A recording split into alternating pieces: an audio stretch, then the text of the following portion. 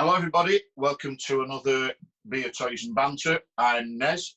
I'm Dunny. And we're also joined this evening by Dave Godfrey. Hiya, Dave. Hi, guys. How are we doing? All right? Yeah, good.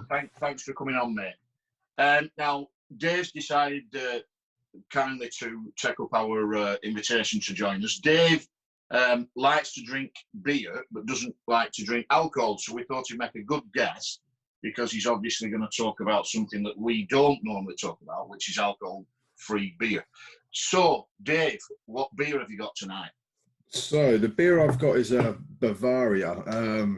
It's nothing special. The reason I brought this one on is because you'll find this in most places. Some shops don't sell a lot of alcohol-free, but some do. That one you tend to find everywhere. If I was going to be going out specifically to buy some, Freedom do a good alcohol-free beer.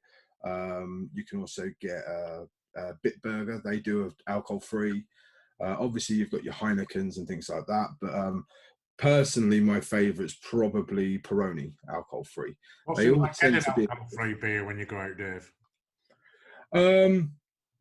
Most places will, at a minimum, have.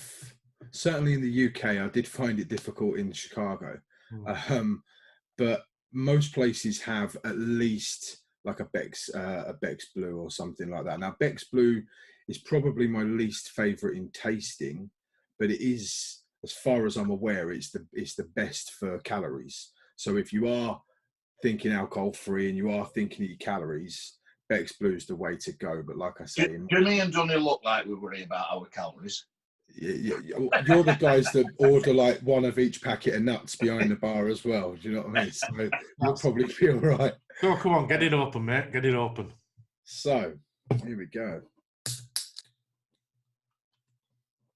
Cheers. Cheers. Good health. Oh, look at that. It doesn't even put it in the glass, Nez.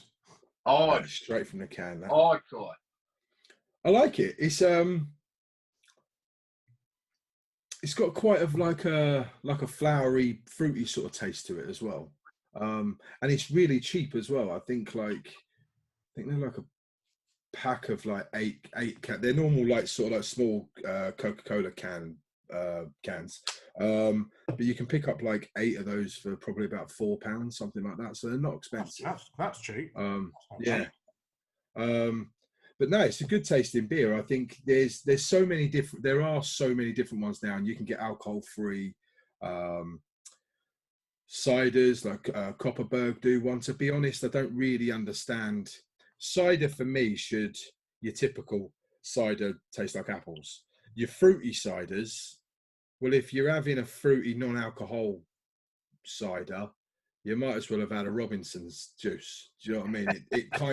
It defeats the object to that. But I think, a lot of beers. There's so many different ones out there, and they're all different flavored. Just like any other beer, they really have sort of upped their game with alcohol-free stuff. So yeah, cool. What about yourself, Paul? What are you drinking? Well, I got a gift this week off Nez. Which contained 5 beers and a glass, which is always nice, always good. So this one's it's called 24/7. It's a session IPA and it's 4.7% by Rooster Brewing Company in Harrogate, and its main flavour is gooseberry. Wow. Oh, that's interesting. Yeah. Let's just change that. Grapefruit. Wow, sounds nice.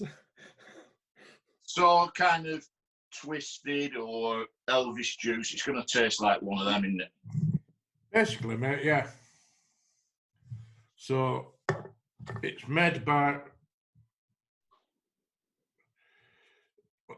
Rooster Brewing Company, as I said. It's a great colour. Yeah, it's definitely grapefruit, mate. I can smell it.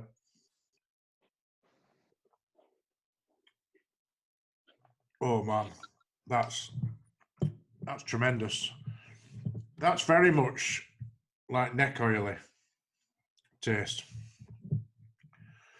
So that's mine, 24/7 Session IPA, 4.7. My Rooster Brewing Company in Harrogate. So I'll definitely get some more of them. What have you got, Nez? Well, Dave's already mentioned Chicago, and I was thinking about this time last year, we were all just getting back from Celebration Chicago.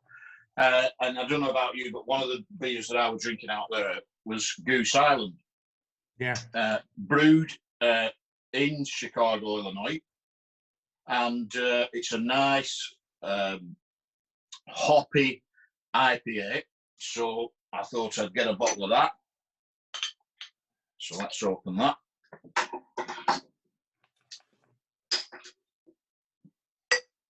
Oh my goodness. I've got a big sail barge, thousands of pounds worth of toys, and a bottle of beer. What could possibly go wrong?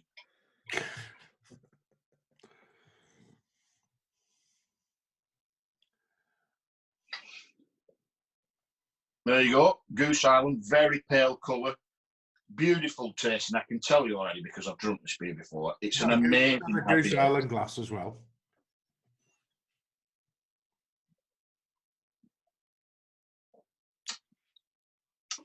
As my dad used to say, it's absolutely horrible. I'll be glad when I've had enough of that. It's absolutely superb, mate. It's very, very hoppy. You can taste those American style hops in there. I think there's a Goose Island can in that box you got me, mate. That's got a really nice aftertaste. That it's really, really nice. I just want to cover one point for people that are watching. Dunny said I got him a gift box. I did buy him a gift.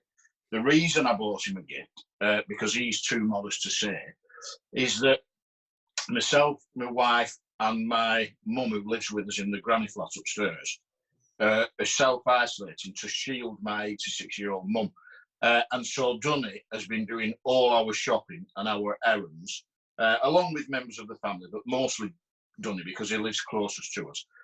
And so we just wanted to say thank you. And we know he likes a beer, so we got him some beers. Mostly so thanks, Dunny, and cheers. Cheers, Dave.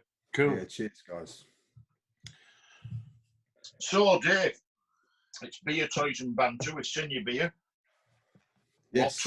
What toy have you got, mate? So, I actually, it's the first Black Series I've ever brought. So it's the Black Series Mandalorian, number 94. I do collect toys. You can see them here, but I collect all the vintage collection and get them signed and whatnot. But Mandalorian obviously never came out to us, but obviously we watched it by other means. And the hype was there, and I saw them in the shops, and I thought, well, yeah, I need to buy some. So I brought this one, and I think so. I don't really know. A lot of people know a lot about the Black Series. I haven't got a clue. I know I brought the same thing, but it was in white packaging. So I've got that one as well. But is that the carbonized?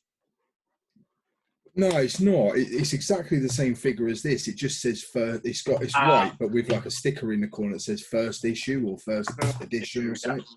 Yeah.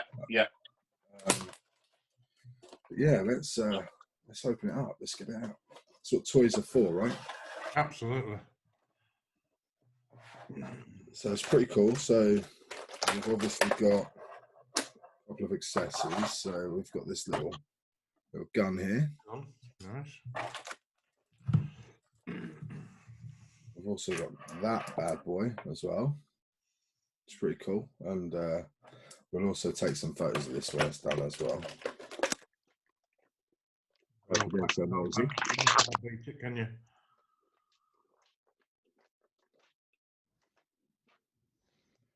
And there he is. So it's pretty good, actually. I like it. I like the detail to his armor and what have you on the front, which is pretty cool. It's a great figure. Do you think they'll do more figures of him? Because obviously his armor changes throughout the season, doesn't it? Do you think they'll do all the different variants? I hope so. I'd like to see like You know, because obviously the Black Series, they do like bigger ones and what have you. It'd be cool to do like a set of like 4 different Mandalorians on there, because like you say, it does change it. I think even in the first episode, like, pretty sure it's this part here, he changes that within the first 5 minutes of the first episode, you know. Yeah. Or 10 minutes or so, you know. But I think this is yeah, I like this. I do like the. Like I say, I've never touched see, even like the foot being, I don't know if you can see it, but even these feet like move like side to side slightly as well, so you can like really.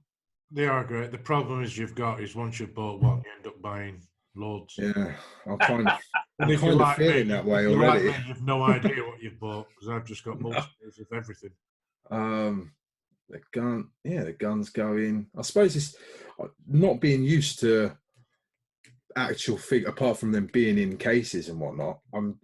I forget what buying a figure's like, but like from being a kid with the guns go in relatively easy as well. I'm sure he can hold that somehow. I'm sure he'll figure it out. That's a come back later moment. But yeah, I'm sure he can hold that bit as well. As good as Dunny is at putting toys together, mate. Yeah, but no, I think this is it's really good. I like the cape. I like the fact that I thought it was solid, to be fair, and then I realised that it's not, which is really good, because it just goes to show. I mean, even the fact that just a little bit of detail on that part, so it looks like it's scuffed and it's at the end. I thought that was pretty cool. Yeah. And like frayed ends at the end of it as well.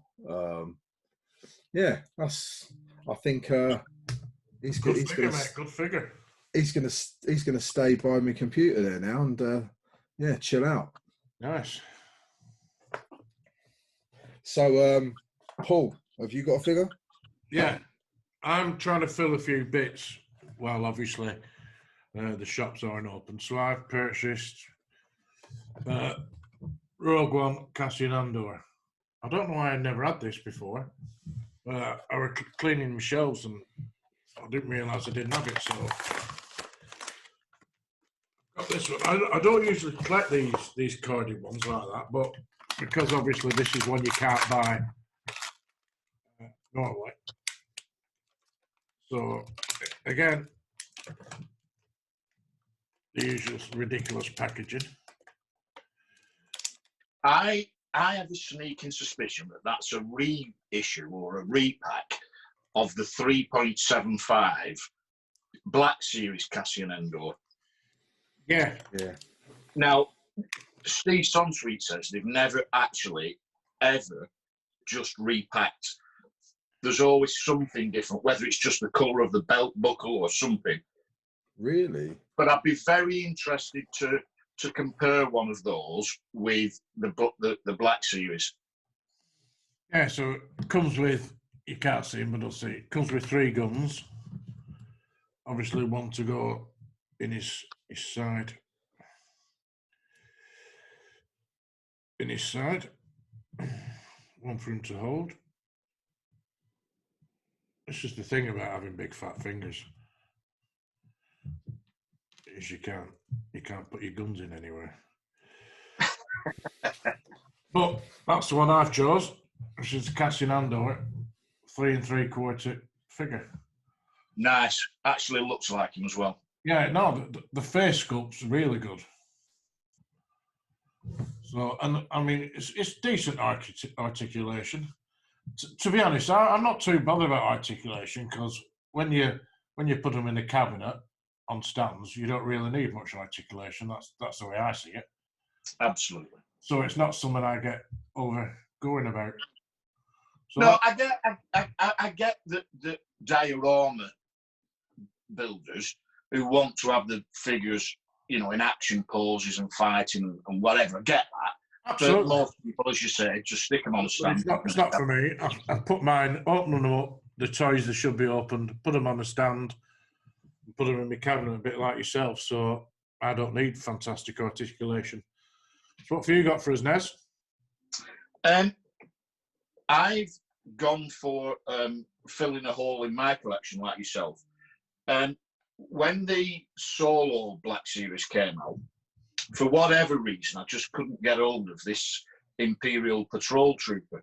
And who doesn't like a trooper, right? So, you know, as Star Wars has evolved, we've had all these different sorts of troopers, and this guy, the Imperial Patrol Trooper, was the guy that chased Ham and Kira on his patrol bike, and he's quite a nice figure. He looks to me a little bit like a cross between a stormtrooper and a biker scout. And he comes with a little baton, which is already fixed into his belt, so I don't need to do that. And a little blaster, which you probably can't even see that, but it looks very much like a biker scout blaster.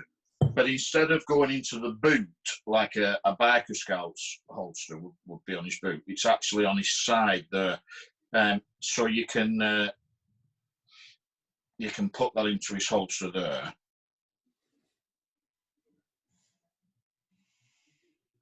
On the side of his armour there, or of course you can put it in his hand, but I prefer to have mine if they've got a holster to put it in. So there he is. That's the 6-inch Black Series Imperial Patrol Trooper, and that'll be going on my 6-inch Black Series shelf with my other solo figures. Have you got much room on your shelf now? I've got a small amount of shelf space left for 6-inch Black Series, and I've got a couple of ideas, because in this toy room there's a desk. I had originally thought I would leave the desk in here and do, you know, Warhammer painting, or, you know, repairs and, you know, doing things for figures or whatever. But I've now decided that needs to go, so I can get 2 more details in here. So I will have some extra space once lockdown's over, and I can get out to IKEA and get a couple of details and, you know, DIY shop, because I need to fill the holes because it's a desk that's fixed to the wall. I've got to fill holes, paint, and all that kind of thing, then put the details in. But when I do that, that'll allow me to display a few more 6-inch. And also, I've got quite a lot of Clone Wars vehicles up in the loft that never made it as far as the toy room. So I'd like to bring some of them down.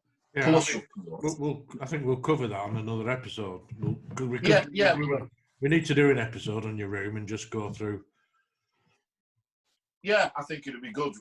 You know, maybe a few episodes, so, you know, we can maybe talk about vintage on one, modern on another, 12-inch play sets, whatever, vehicles. Yeah, it'd be good. Yeah, absolutely. Good. Well, I think that just about does it for tonight.